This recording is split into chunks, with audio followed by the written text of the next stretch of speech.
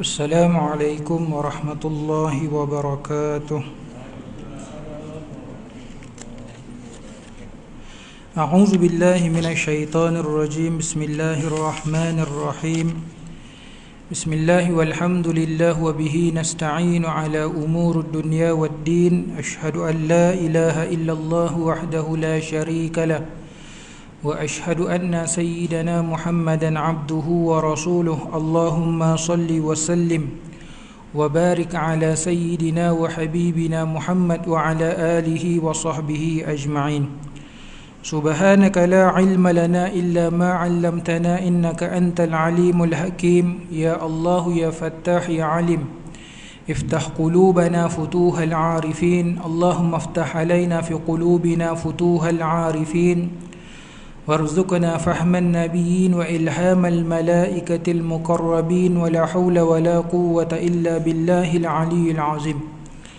Alhamdulillah, syukur pada Allah Subhanahu wa ta'ala. Sama-sama pada pagi ini direzekikan kita untuk solat subuh secara berjemaah, dan direzekikan kita untuk sama-sama duduk di dalam majlis ilmu. Mudah-mudahan Allah Ta'ala kekalkan rezeki ini sehingga kita bertemu dengan kematian kelak. Mudah-mudahan kita mendapat rahmat, keberkatan dan manfaat daripada rezeki-rezeki yang begini, insya-Allah. Sebelum saya mulakan kuliah saya pada pagi ini, sedikit peringatan untuk kita bersama. Yang mana Allah Subhanahu wa ta'ala yang kita panggil dengan Al-Ghani, yang kita panggil dengan Ar-Razak, salah satu daripada nama-nama Allah Subhanahu wa ta'ala yang kita sebut Asma'ul Husna. Yang mana Al-Ghani maksudnya Allah Ta'ala yang maha kaya, Ar-Razak Allah Ta'ala yang maha pemberi rezeki. Tak malukah kita Allah Ta'ala kurniakan segala macam rezeki kepada kita, walaupun mungkin kita dapat tak setanding dengan apa yang orang lain dapat. Mungkin kita tidur bukan di rumah kita, tetapi Allah Ta'ala beri kita kesempatan tidur di rumah Allah. Bukan tidur dekat bawah jembatan, bukan tidur di lorong-lorong, tapi Allah Ta'ala beri juga sedikit rezeki tidur di tempat yang agak selamat dan selesa, menumpang di rumah Allah. Tapi tak malukah kita dalam keadaan azan dikumandangkan, kita masih lagi nyenyak, tidak bangun untuk kita menunaikan hak kepada Allah Subhanahu wa ta'ala. Kita kata rezeki kita sempit, kita kata kita susah, tapi kita masih tak sedar dalam keadaan Allah Ta'ala tarik kita tidur di rumah Allah, tapi kita masih buat bodoh lagi, tak bangun, tak menunaikan kewajipan kita pada Allah Subhanahu wa ta'ala. Kalau ikut panah, memang panah hati, tuan-tuan. Memang saya geram. Tapi mudah-mudahan Allah Ta'ala berikan hidayah pada mereka ni lah. Dah ada tempat paling dekat, ada orang duduk jauh, pagi-pagi kayu basikal, naik motosikal, naik kereta nak datang. Ujian, mengantuk lagi. Tapi kadang-kadang orang tinggal dekat, bahkan duduk dalam kawasan tu pun tak boleh nak datang. Na'udzubillahi min zalik. Ingatlah, saya ada beberapa pengalaman. Ini benda betul, realiti yang berlaku, kan? Berdasarkan pengalaman saya bila mengajar di merata tempat, tuan-tuan, saya cakap betul-betul ni, tuan-tuan, tempat orang kaya lebih ramai jamaah daripada tempat orang miskin, tuan-tuan. Saya tak menghina orang miskin, tapi kadang-kadang kita lihat kenapa Allah Ta'ala uji dengan kemiskinan. Disebabkan sikap ataupun kelalaian diri kita sendiri. Itu yang berlaku.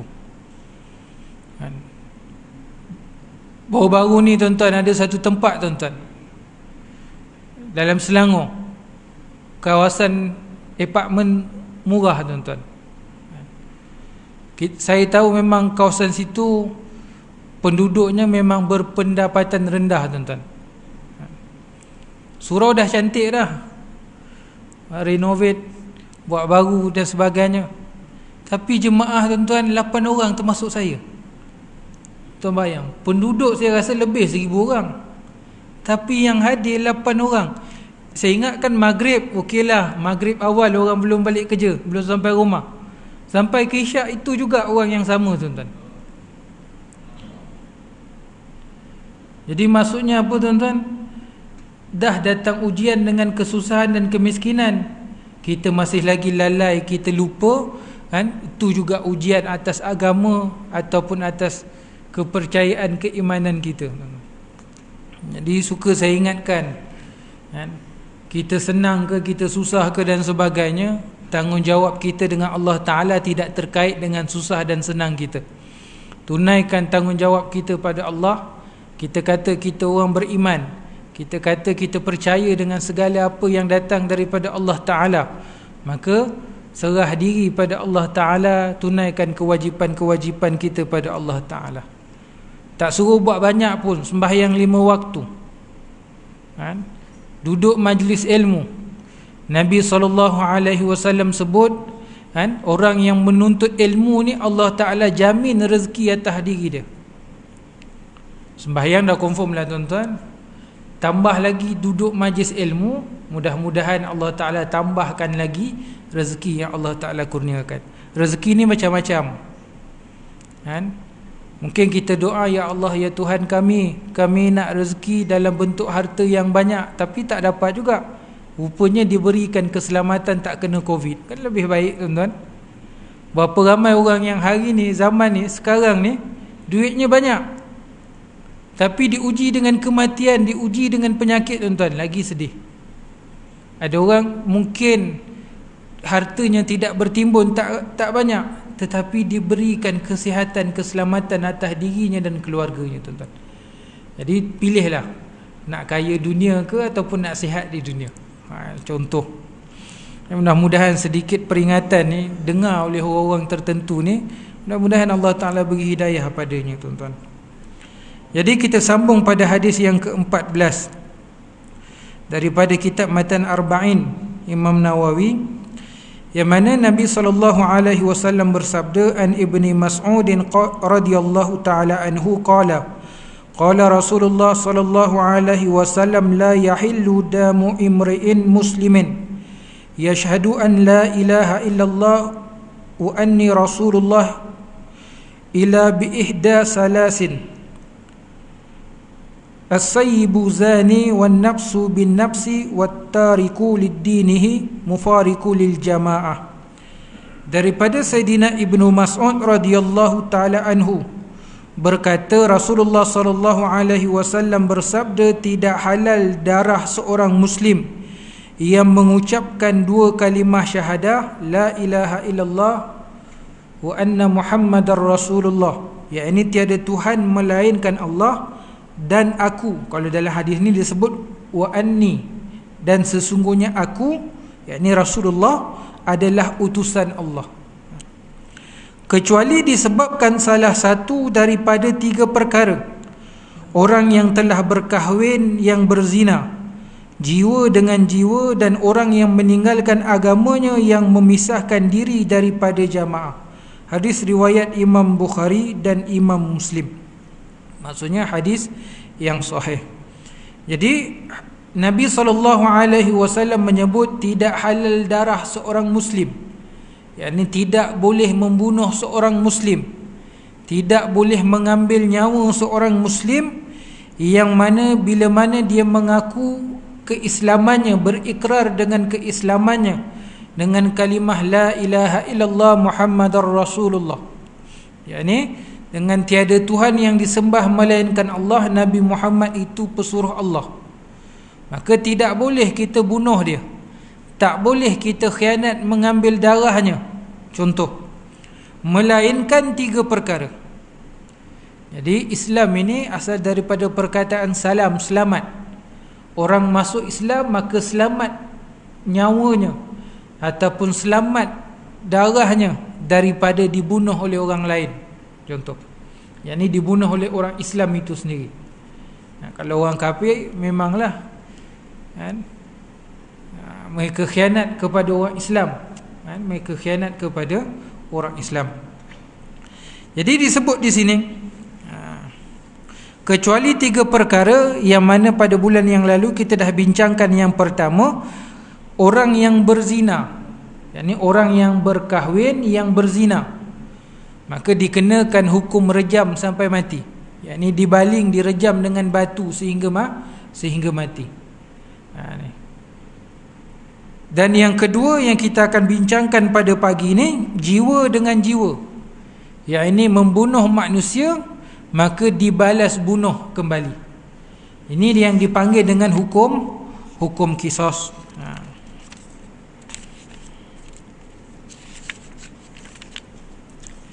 Yang mana menjadi ijma' ulama'. Dia tak sebut jumhur, disebut ijma' ulama'.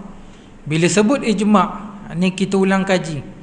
Dia ada ijma', dia ada jumhur. Ijma' ni apa? Kesepakatan keseluruhan alim ulama' ataupun semua alim ulama'. Jumhur, kesepakatan sebahagian besar ulama'.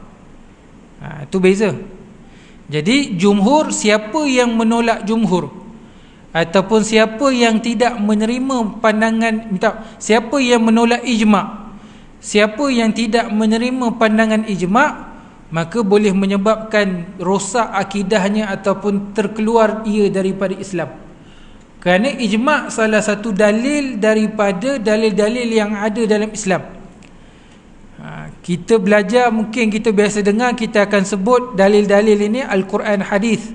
Ya, itu yang tertinggi. Al-Quran, hadis, dalil yang tertinggi. Tetapi ada juga dalil-dalil yang lain termasuk daripada ijma'. Contohnya, dalil daripada Al-Quran tetapi secara detailnya tidak disebutkan di dalam Al-Quran. Contoh dalil berkenaan dengan ibadah sembahyang ataupun solat. Dalil ibadah sembahyang ataupun solat ini disebutkan secara umum, aqimis solah, dirikan sembahyang, tetapi tidak dinyatakan secara detail di dalam Al-Quran bagaimana tata cara sembahyang, bagaimana takbiratul ihram, apa hukum hakam berkenaan dengan takbiratul ihram, berkenaan dengan membaca suratul Fatihah, berkenaan dengan qiyam dan lain-lain lagi. Tak dinyatakan dengan jelas. Tetapi dalam hadis pun ada disebut. Sedangkan dalam hadis ini pun ada saringan-saringannya lagi. Hadis yang mutawatir, hadis yang lagi sahih, hadis yang sahih tetapi hadis yang ahad dan sebagainya. Kemudian ada hadis yang hasan, ada hadis yang dhaif dan sebagainya. Disaring, diambil yang mana yang paling kuat, dijadikan dalil ataupun hujah. Dah ambil pula mana yang paling kuat ini, kemudian bukan sekadar melihat kepada matan ataupun lafaz hadis itu. Hadis ini disusuli dengan perbuatan. Disusuli dengan perbuatan. Ulama dulu, bila mana mereka baca hadis, diajarkan kepada orang lain ataupun kepada masyarakat, disusuli dengan perbuatan. Kerana lafaz bahasa Arab ini dia membawa makna yang tertentu. Kadang-kadang satu lafaz membawa sampai kepada lebih 10 makna. Maka perlu diterangkan mana makna yang paling tepat daripada hadis Nabi SAW itu. Maka daripada situ ulama bersepakat, kumpul bersepakat, maka dia panggil dengan ijma' ulama'. Menjadi ijma' ulama'. Melainkan dalam satu isu yang lain, datang satu dalil, sama ada Al-Quran ataupun hadis, lazimnya hadis. Kemudian dalam hadis itu terbahagi kepada 2 pandangan. Ada pandangan mengatakan sunat, ada pandangan mengatakan wajib. Contohlah, contoh sembahyang sunat, witir. Bagi mazhab Hanafi hukum mereka, pada mereka wajib. Pada kita mazhab Syafi'i hukum dia sunat, contoh. Maka di situ pula nanti terpecah bila ada 2 kelompok yang berbeza pandangan. Kelompok yang paling ramai dipanggil dengan jumhur, kelompok yang paling sikit dipanggil dengan golongan yang minoriti, pandangan yang kecil. Ini. Jadi kalau bila sebut ijma', semua sepakat. Semua sepakat sembahyang wajib, semua sepakat zakat wajib, semua sepakat pergi haji wajib, contoh. Maka tak boleh menafikan kesepakatan para alim ulama' dalam menentukan kewajipan bagi satu-satu ibadah. Maka berkenaan dengan qisas. Qisas ni apa? Balas. Kalau contoh bunuh, balas bunuh. Ini disebut dengan qisas. Hukum had, hukum hudud. Sebelum ni kita bicarakan berkenaan dengan rejam sampai mati bagi orang yang sudah berkahwin kemudian melakukan zina. Itu direjam sampai mati, dipanggil dengan hukum had ataupun hukum hudud. Yang hari ini kita belajar disebut dengan qisas. Bunuh balas bunuh bagi orang yang melakukan pembunuhan muslim dengan secara sengaja. Dengan secara sengaja. Tak sengaja maka tidak dikenakan dengan hukum qisas. Yang mana firman Allah Ta'ala, wa qatabna alaihim fiha an-nafsa bin-nafs, yakni surah Al-Ma'idah ayat yang ke-45, dan kami telah tetapkan atas mereka dalam kitab Taurat itu bahawa jiwa dibalas dengan jiwa. Maksudnya syariat ini bukan syariat yang baru lagi zaman Nabi Muhammad. Sedangkan sebelum daripada itu, zaman Nabi Musa alaihi salam, yakni mereka menggunakan kitab Taurat, sudah disyariatkan bunuh dengan balas bunuh. Sampailah kepada zaman Nabi Muhammad sallallahu alaihi wasallam, yakni sampai kepada zaman kita juga, yakni umat Nabi Muhammad sallallahu alaihi wasallam. Cuma tuan-tuan jangan tanya saya lah tuan-tuan, kenapa tak buat, kenapa ni? Itu urusan pemerintah. Saya hanya menyampaikan sahaja. Sebab saya bila nak ajar bab macam ni tuan-tuan, kita tak boleh skip. Akan dikata orang menyembunyikan ilmu. Tapi ada mungkin takut digunakan benda-benda ataupun tajuk-tajuk begini dikaitkan dengan politik kepartian. Wah, tu saya tak nak. Jangan label saya parti sekian. Saya tak ada label apa-apa tuan-tuan. Hati-hati. Saya hanya menyampaikan ilmu sahaja. Nak buat tak nak buat, tanggungjawab saya dah terlepas. Melainkan saya ni Perdana Menteri, saya kena buat lah. Tapi saya bukan Perdana Menteri, tak ada kena-mengena dengan saya. Cuma sekadar ilmu pengetahuan, sekadar apa yang ada dalam kitab para alim ulama', sekadar menunaikan amanah ilmu, saya menyampaikan sahaja. Kalau saya tak ulas panjang-panjang tu, tuan-tuan faham je lah.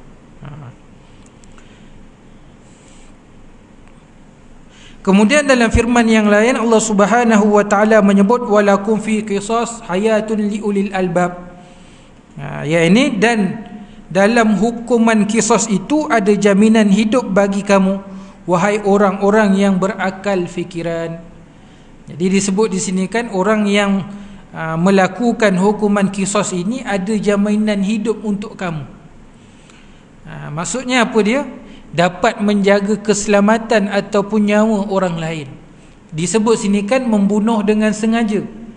Mungkin ada satu sikap manusia, kalau tuan-tuan belajar dalam ilmu psikologi manusia, ada manusia ni memang kerja dia nak buat jahat, buat zalim, bunuh orang.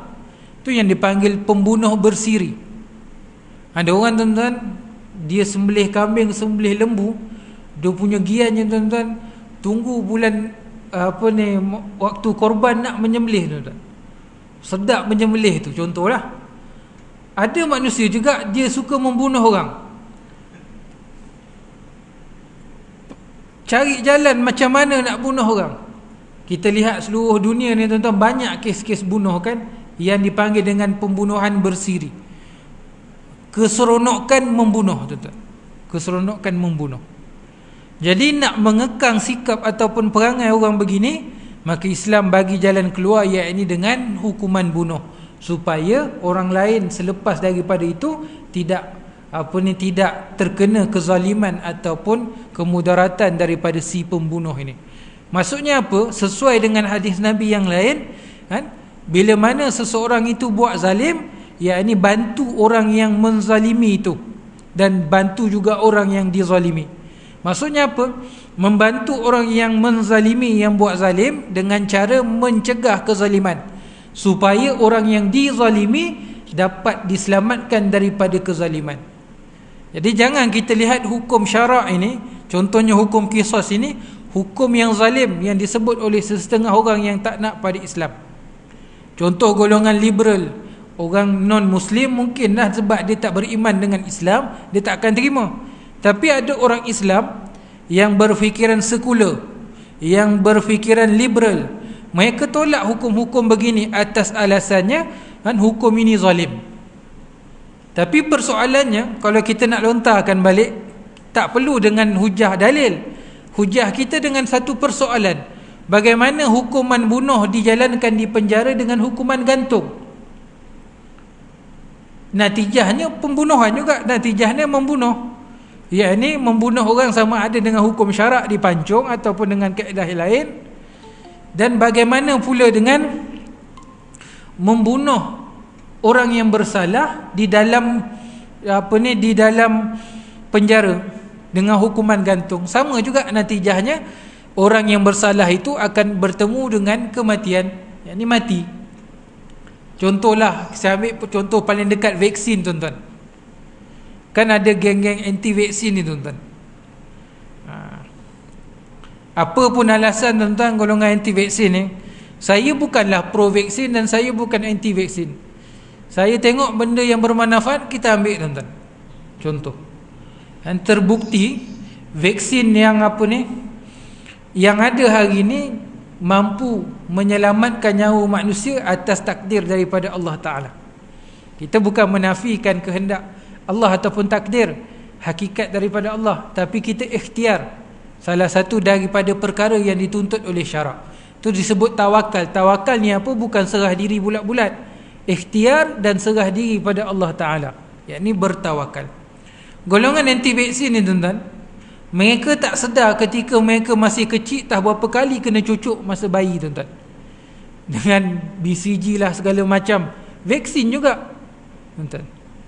Jadi nak menafikan anti vaksin, maksudnya mereka menafikan keberkesanan vaksin, tak nak vaksin segala macam, agenda itu, agenda begini dan sebagainya. Tapi hakikatnya mereka daripada kecil pun dah vaksin. Mengatakan agenda begitu begini dan sebagainya. Minum Coca-Cola juga, orang bukan Islam punya produk. Makan McDonald juga, makanan bukan Islam juga, tentang produk bukan Islam, makan juga. Jadi kalau nak tolak, tolak habis. Tapi orang-orang yang anti vaksin ni mereka tak faham tuan-tuan. Jadi golongan yang tolak hukum ni, qisas ini kan, mereka ni tak faham. Bila sebut atas label Islam, mereka kata zalim. Tapi bila buat atas label lain, mereka kata tak mengapa. Itu untuk kesejahteraan hidup manusia. Kat sini kita faham apa? Sama ada dua perkara. Sama ada mereka ni jahil, mudah-mudahan diberikan ilmu. Yang kedua, sama ada mereka ni memang di dalam hatinya ada ketidakpuasan hati ataupun permusuhannya kepada Islam. Yang ditakuti masuk dalam golongan orang munafik, zahirnya Islam tapi hatinya membenci akan Islam. Bila sebut je hukum berkenaan bunuh balas bunuh, kisas, Islam zalim. Tapi dalam penjara tuan-tuan, orang kena hukum gantung, tak apa, itu hak asasi manusia. Tak penuh, tak betul lah tuan-tuan, tak kena. Contoh lain, Islam anjurkan perkahwinan. Perkahwinan ni bukan sekadar menghalalkan untuk sedap-sedap tu, bahkan lebih jauh daripada tu. Berbanding dengan perzinaan, zina tu dia akan dapat tak sedap-sedap? Dapat. Tuan-tuan kahwin dapat tak sedap-sedap? Dapat. Tak tahulah kan, dah menikah, dah akad, kemudian mungkin pasangan kata no, tak boleh sentuh saya. Itu lain cerita, itu bukan cerita bab ni. Kahwin tak berkahwin, dapat tak sedap-sedap? Dapat.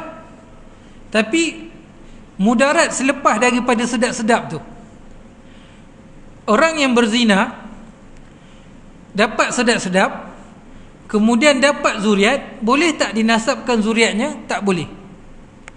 Boleh tak diterima zuriatnya di zaman moden ini walaupun bukan dengan agama Islam? Tak boleh. Bahkan kalau agama, contoh orang beragama Kristian, orang beragama Hindu, Buddha dan sebagainya, mereka kena mendaftarkan perkahwinan dan anak mereka akan dinasabkan. Tapi orang yang berzina, ada tak dia mendaftar perkahwinan? Tidak. maka dia tidak boleh menasabkan anaknya. Itu agama lain. Dan agama Islam pun begitu, dengan perkahwinan bolehlah dinasabkan anaknya. Kemudian apa yang berlaku selepas itu? Berlaku kematian. Bila berlaku kematian, maka yang dinasabkan itu akan, anak-anak yang dinasabkan itu akan dapat bahagian harta peninggalan si mati. Agama lain pun sama. Agama Islam ada kaedah-kaedah tertentu yang dipanggil dengan ilmu faraid, contoh. Jadi maksudnya apa? Kalau nak dapat sedap-sedap, memang ya natijahnya dua-dua ni akan dapat sedap-sedap. Tapi kesan yang ke masa panjang, penzinaan ini akan membawa kepada jalan buntu, membawa kepada keburukan, permasalahan nasab, permasalahan harta pusaka dan sebagainya. Tetapi dengan perkahwinan akan menjadi jalan keluar daripada permasalahan-permasalahan yang disebutkan tadi. Kalau tanya golongan orang yang tak beragama, golongan etis, tanya golongan orang yang tak nak pada Islam contoh, walaupun dia beragama Islam, dia akan kata kenapa perlu nak ganggu gugat orang-orang yang berfahaman contoh berzina ni, perlakuan seks bebas ni. Kenapa nak halang? Itu hak asasi mereka sebagai manusia. Ada naluri nafsu nakkan kepada pasangan. Contoh tuan-tuan. Contoh. Katanya gitu. Tapi hakikatnya sebenarnya dia bukan memperjuangkan hak asasi, tapi dia merosakkan hak asasi manusia. Bahkan sebenarnya dia memusuhi Islam, berdendam ataupun ketidakpuasan hatinya kepada Islam. Islam ni jalan keluar. Kita kena percayalah. Kaji dengan secara mendalam jalan keluar, tuan-tuan. Macam saya sebut tadi, tuan-tuan pernah terfikir ataupun tuan-tuan pernah terbayang ke tuan-tuan, kenapa perkahwinan ni sangat penting dalam kehidupan manusia? Dalam Islam dah dinyatakan satu perkara yang penting, salah satu daripada maqasid syariah, menjaga keturunan. Agama yang lain pun menekan beratkan, menitik beratkan perkahwinan ni satu perkara yang penting. Supaya apa? Dapat dipastikan nasab keturunan, supaya dapat nanti diuruskan harta pusaka si mati. Diuruskan harta pusaka si mati. Ini jalan keluar daripada permasalahan kehidupan manusia. Kalau orang bunuh orang, dikenakan hukum bunuh, dikatakan zalim, macam mana pula tuan-tuan orang yang mengedar dadah dikenakan hukum bunuh, tuan-tuan? Dia tak bunuh orang, dia dadah aje. Saya tak berani cakap lah, kerana mungkin kalau diperhalusi pada hukum syarak, saya tak sampai kepada tahap tu. Mungkin boleh dikenakan hukum bunuh kerana dia jatuh dalam hukum ta'zir. Hukum ta'zir salah satu hukum tu pun boleh dikenakan hukum bunuh. Jadi saya tak nak ulas. Cuma kalau timbang secara logik akal, orang yang membunuh ini lebih mudarat, mudaratnya lebih besar, memang patut dihukum bunuh.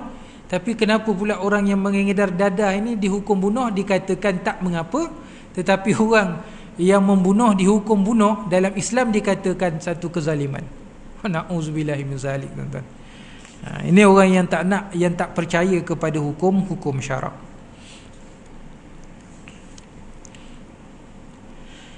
Kemudian seorang mukallaf, yakni orang yang dipertanggungjawabkan hukum ke atasnya, yakni orang Islam, dihukum bunuh apabila dia melakukan pembunuhan dengan sengaja tanpa hak. Yakni orang Islam dikenakan hukum bunuh, yakni yang mukallaf. Kalau yang tak mukallaf tu contohnya macam mana? Kanak-kanak yang belum diletakkan, dipertanggungjawabkan hukum ke atasnya, tidak dikira mukallaf. Yakni contoh, pernah berlaku dulu di Syria, tuan-tuan. Anak seorang polis di Syria ni, tuan-tuan, senjata api ni dululah, sekarang saya tak tahu. Senjata api ni agak bebas kat sana. Siapa-siapa boleh pakai senjata api, kan? Lesen tak lesen saya tak tahulah sana. Ada satu kes di Syria ni, di Halab, satu wilayah di Syria. Kes anak tertembak bapa. Anak kecil,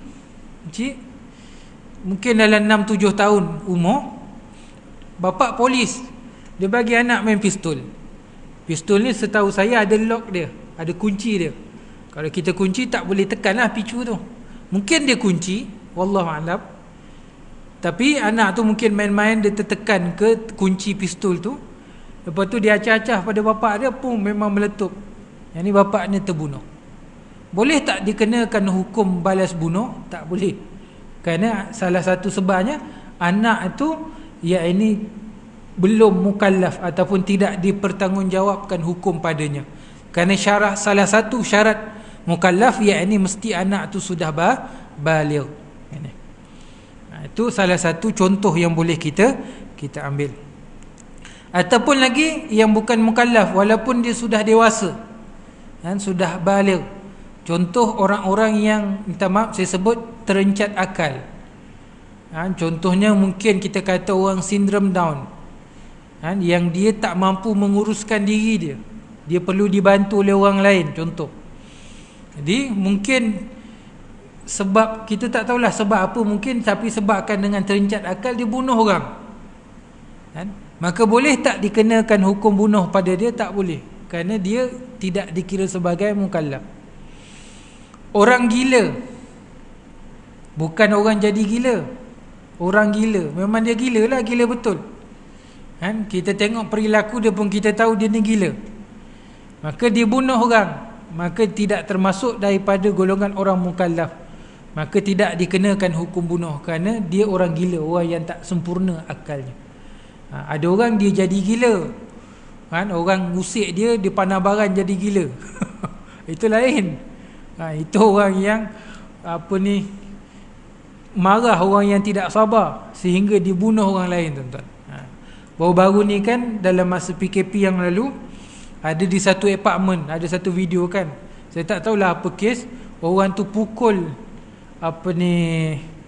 pengawal keselamatan.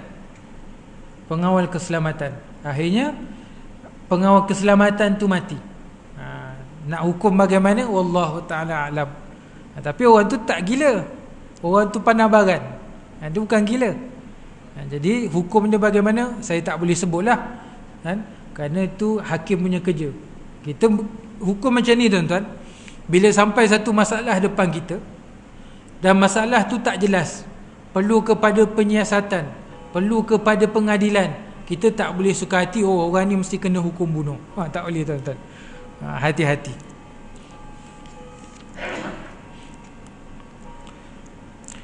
Sama ada pembunuhan atau yang dibunuh itu lelaki atau wanita, sebagaimana sabda Nabi SAW daripada kitab Amru bin Hazm, bahawasanya seorang lelaki dihukum bunuh dengan sebab membunuh seorang wanita. Di sini Islam mengajarkan keadilan.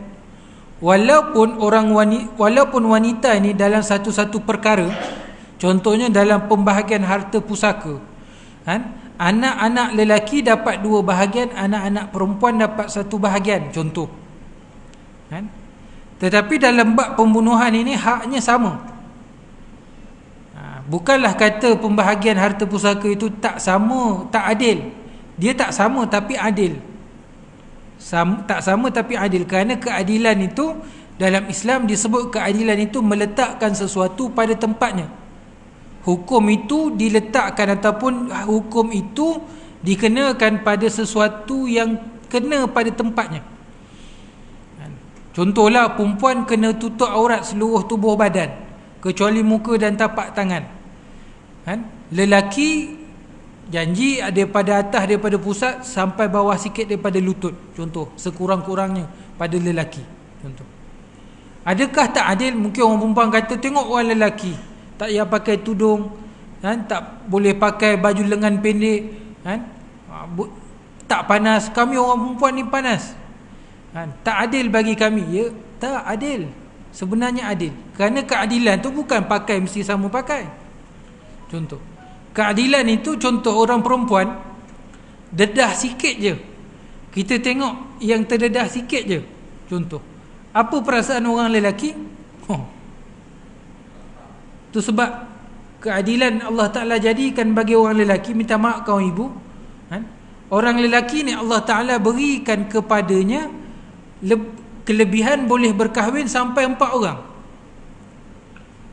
Orang perempuan tak. Kenapa? Orang lelaki dia boleh berkahwin dengan 4. Yang pertama dengan sebab nafsu. Kerana nafsu lelaki ni lebih kuat berbanding dengan nafsu perempuan. Yang ni nafsu kepada pasangan. Lelaki mungkin seorang tak cukup, dia cakap je macam dia tak heran, tapi sebenarnya dia heran. Satu tak cukup, maka dibenarkan sampai 4. Orang perempuan Allah Ta'ala beri nafsu, tapi nafsunya lebih kepada harta. Itu sebab orang perempuan, orang lelaki, dia nak kahwin dengan perempuan, dia nak cari yang cantik, sedap mata memandang. Salah tak salah? Bahkan disebut oleh Nabi SAW, salah satu ciri pasangan yang dianjurkan oleh Nabi, cari yang cantik, yang molek. Jangan nafikan. Nabi sebut 4 kan, cari yang cantik, cari yang berketurunan, cari yang beragama, cari yang kaya. Jadi carilah. Orang perempuan, kita lihat kadang-kadang rata-rata, asal kamu kahwin dengan lelaki ni, muka tak handsome pun, perut poroi, badan gemuk. Tengoklah, dia kaya, ada Mercedes, rumah besar, businessman. Kerana itu fitrah Allah Ta'ala jadikan untuk orang perempuan.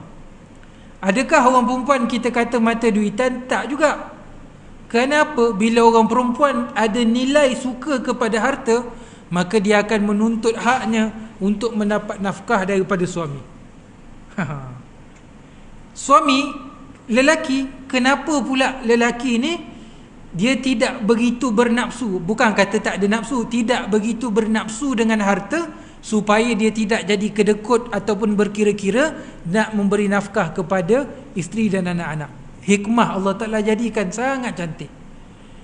Bukan perbezaan itu nak menunjukkan ketidakadilan, tidak. Perbezaan itu Allah Ta'ala memberikan hak yang sesuai kepada yang menerimanya. Itu. Jadi orang perempuan dia tutup cantik-cantik. Kenapa? Supaya dapat dijaga auratnya, supaya dijaga keselamatan dia. Itu. Lazimnya, ini kita ambil data seluruh dunia lah. Tuan-tuan carilah mana-mana dalam Google, orang perempuan yang dirogol, minta maaf saya sebut perkataan rogol, orang perempuan yang dirogol. Lazimnya orang perempuan yang berpakaian dengan pakaian yang tak sempurna. Dan banyak kejadian kes rogol ini di negara-negara yang tidak memperketatkan pemakaian orang perempuan. Negara-negara Islam banyak, kita lihat negara-negara Islam kes rogol ini kurang. Kenapa? Orang Islam ini mereka tutup aurat sehingga dapat menjaga keselamatan dirinya daripada pandangan orang lain ataupun lelaki lain. Ini keadilan tuan-tuan dalam Islam. Cantik. Jadi kaum ibu lepas ni fahamlah. Jadi orang perempuan kalau disebutkan suka harta bukan mata duitan, tapi itulah fitrah Allah Ta'ala jadikan supaya dia menuntut hak nafkah daripada si suami.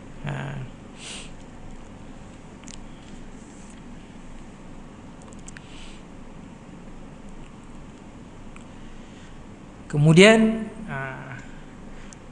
saya terfikir antara kenapa Allah Ta'ala beri pula pada lelaki ni boleh kahwin lebih daripada satu, yakni sampai kepada 4. Biasa kita dengarkan pepatah orang Melayu kata, seorang ibu boleh jaga 10 orang anak, 10 orang anak belum boleh tentu jaga seorang ibu.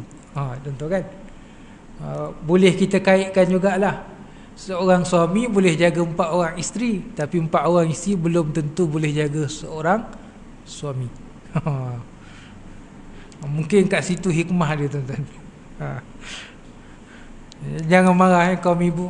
Ini sekadar kita nak ambil rasional daripada syariat Islam. Tapi kalau tak berlaku adil, maka yang satu tu lebih baik. Saya pernah jumpa ada seorang hamba Allah ni, dia berkahwin 4. Dia cerita pengalaman daripada saya. Dia kata, saya asalnya kahwin 1, kemudian 2. 2 tu berantak, dia kata. Memang gaduh lah dengan isteri. Tapi dia ni mengambil jalan sabar. Dia tunaikan hak-hak isterinya. Dia sebagai suami, dia tunaikan hak isteri dan anak-anak. Sediakan kenderaan, rumah, nafkah yang cukup dan sebagainya. Akhlak dia memang baik tuan. Akhlak dia memang baik. Orang ni datuk, dia ada pangkat datuk. Akhlak dia baik. Sehingga bila akhlak yang baik ni, isteri dia pula, dua orang isteri ni cadangkan, abang ni baik sangat, saya cadang abang kahwinlah lagi, masuk yang ketiga dan keempat. Maksudnya apa? Kadang-kadang isterinya, kenapa tak bagi suaminya kahwin? Kerana suaminya pun tak sampai kepada standard yang sepatutnya, kan? Dengan saya duk abang maki-maki, dengan saya duk abang apa ni tak bagi nafkah dan sebagainya, abang nak kahwin dengan perempuan lain, abang nak buat zalim dengan perempuan lain. Mungkin dia fikir gitu. Tapi kalau akhlak kita baik, mungkin sampai satu masa nanti, abang ni baik, saya nak kongsilah kebaikan abang untuk dengan perempuan-perempuan lain. Jadi abang kahwinlah dengan orang lain. Tak ada jodoh, saya carikan. Contohlah. Jadi yang penting akhlak, tuan-tuan, kan? Akhlak kita. Contoh si isteri pula, kan? Nabi SAW sebut orang perempuan ni nak masuk syurga senang. Antaranya apa? Jaga sembahyang, kan? 5 perkara ni lah, 5 perkara rukun Islam. Nabi tambah satu lagi, apa dia? Taat kepada suami. Taat pada suami, kan? Kadang-kadang dalam keluarga ni, dalam rumah tangga ni berlaku perbalahan. Berbalah bab agama masuk akal, tapi kalau berbalah bab dunia ni tak masuk akal. Contohlah, kan? Nak pergi Kuala Lumpur, KL, isteri kata lalulah Federal dekat, suami kata lalu NKVE, kan? Suami kata NKVE lagi dekat. Contohlah, bergaduh bab macam tu. Tak patut gaduh gitu sehingga dinafikan hak suami, kan? Suami balik, tolong buatkan air, tak nak buatkan air, malah lah merajuk dan sebagainya. Contoh, tak sepatutnya begitu. Kerana isteri ni Allah Ta'ala mudahkan, dia buat rukun Islam tambah satu je, taat kepada suami, Allah Ta'ala jamin syurga pada dia. Jamin syurga pada dia. Suami ni macam-macam tanggungjawab atas bahunya, kan? Berbanding dengan isteri. Maka taat kepada suami, layan suami dengan sebaiknya, insya-Allah Allah Ta'ala bagi kebahagiaan, rahmat dalam keluarga. Dia begini mudah ya tuan-tuan, kaum ibu. Apa suami kata, selagi benda tu bukan salah pada agama, iyakan je lah. Mengalah tak semestinya kalah. Mengalah tak semestinya kalah. Kita suka ke bermasam muka lama, ataupun kita suka keharmonian rumah tangga, lazimnya kita suka keharmonian. Jadi perkara-perkara kecil berkaitan dunia ni, kan, bila kalaupun kita tahu benda tu tak betul, tak tepat, contoh 1 tambah 1 2, tapi pasangan kita kata 3, kita tahu salah, iyakanlah daripada bergaduh. Iyakan daripada bergaduh. Jadi kita sambung sikit. Maka disebut oleh Nabi SAW ini bahawa seorang lelaki dihukum bunuh dengan sebab membunuh wanita ataupun perempuan. Maksudnya Islam memberi keadilan kepada orang perempuan. Zaman dulu sebelum kedatangan Islam, orang perempuan ini diletakkan dalam golongan, kita kata golongan rendah lah, ataupun middle class dan sebagainya. Kalau orang perempuan dibunuh, lelaki bebas, contoh, tak perlu dikenakan hukum bunuh kerana perempuan ni tak ada nilai. Contoh zaman jahiliah, sebelum kedatangan Islam, anak-anak perempuan dibunuh. Sedangkan anak-anak perempuan ni ada nilai dalam Islam ni. Dia tak dinyatakan hanya anak lelaki, bahkan perempuan pun ada nilai, ada hak dalam Islam. Jadi zaman jahiliah anak perempuan dibunuh begitu saja, tidak ada nilai, tidak diberikan hak kepada anak-anak perempuan, contoh. Sedangkan Islam datang untuk membela golongan orang perempuan dan diberikan haknya, keadilan yang sepatutnya berdasarkan hukum syarak. Bila orang perempuan dizalimi, orang perempuan dibunuh, yang menzaliminya orang lelaki, maka orang lelaki itu akan dikenakan hukum bunuh seumpamanya, ataupun dikenakan hukum syarak ataupun kisas. Juga telah sahih bahawa Nabi SAW menghukum mati seorang lelaki Yahudi yang telah membunuh seorang gadis suruhan. Maka hukum kisas gugur apabila wali pihak yang terbunuh memberikan kemaafan. Bahkan zaman Nabi SAW, Nabi menghukumkan mati seorang Yahudi kerana mana membunuh seorang gadis suruhan. Yakni kita kata membunuh hamba ataupun membunuh kita kata pembantunya. Kemudian hukum qisas ini jadi gugur. Yakni tidak dilaksanakan bila mana bila mana wali ataupun kita kata penjaga ataupun keluarga bagi si mati itu memaafkan, tetapi dikenakan hukum diat, yakni membayar diat ataupun denda. Zaman Nabi SAW dikenakan dengan 100 ekor unta. Dimaafkan, tak apa, kami maafkan, tapi yang penting kamu kena taubat pada Allah Ta'ala. Dan dikenakan hukum diat, yakni membayar dengan 100 ekor unta. Jadi zaman ni dikenakan hukum ataupun denda sesuai pada zaman ni. 100 ekor unta tu darablah ataupun tukarlah kepada nilai pada zaman ini. Wallahu ta'ala alam. InsyaAllah nanti kita sambung lagi pada bulan hadapan. Sidang muslimat yang dirahmati Allah Subhanahu wa ta'ala, kita ni Allah Ta'ala berikan sikit rezeki kan, kita dapat sembahyang berjemaah, duduk dalam majlis ilmu ni. Jadi sama-samalah kita jaga SOP supaya nikmat-nikmat begini kekal lah sampai kita bertemu dengan kematian. Mungkin dalam beberapa hari lagi dibenarkan untuk rentas negeri. Tapi tuan-tuan kena jaga-jagalah. Kita Selangor ni tinggi lagi 1000 lebih kan? Jangan kita balik kampung nanti kesian mak ayah kita, adik-beradik kita di kampung, saudara mara kita di kampung terkena jangkitan. Mungkin kita bawa, wallahualam, kita pun tak nampak virus ni, tapi kita jaga-jagalah kan? Kemudian saya 5 bulan yang lalu lah PKP ni kan, ramai juga kawan-kawan ustaz-ustaz yang meninggal sebabkan Covid ni tuan-tuan. Ada yang dah masuk hospital 45 hari, balik rumah meninggal kat rumah dan sebagainya tuan-tuan. Ini ujian lah. Jadi ambil kesempatan, belajarlah ilmu tuan-tuan. Belajar bukan nak jadi ulama, tuan guru, bukan nak dapat title ustaz, bukan nak dapat title tuan guru tapi kita belajar untuk kita nak pastikan amalan kita itu benar, sah. Kalau sembahyang tak ada ilmu tuan-tuan, imam bangun sembahyang subuh, bangun rakaat yang ketiga, kita tak ada ilmu, kita ikut, ini imam bangun 3, mungkin subuh kali ni tambah sikit rakaat, tambah pahala. Jadi imam sah tak sembahyang? Imam sah sebab dia tak sedar. Makmum yang sedar jadi tak sah. Sebab apa? Sepatutnya 2, tapi dia bangun untuk ketiga, ikut imam, bukan sebab ilmu. Jadi sembahyangnya batal, sembahyangnya tak sah. Imam bila ditegur, dia turun balik, sah sembahyangnya, tak mengapa. Kalau pun dia tak turun, dia tak sedar sampai bagi salam, tetap sah sembahyangnya. Sebab apa? Sebab dalam keadaan lalai ataupun lupa. Ini beza dia tuan. Jadi dengan sebab ilmu.